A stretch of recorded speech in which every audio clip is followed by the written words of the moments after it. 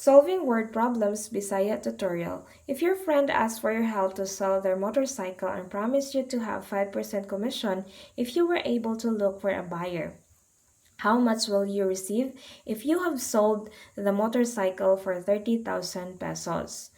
So, ang pasabot sa problem, na daw kay friend nga nangayo sa imuha og tabang para mabaligya ang ilahang motor. Nagpromise siya nga tagaan kaniya 5% nga bahin if makakita ka og buyer.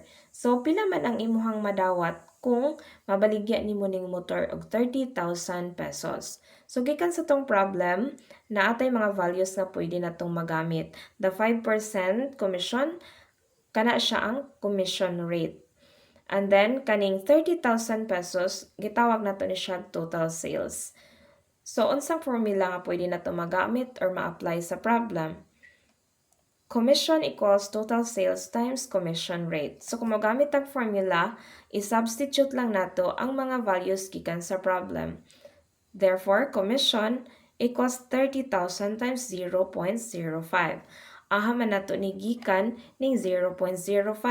This is the commission rate or the 5%. Remember, kailangan i-change nato siya og decimal number. So, unsaon pag-change?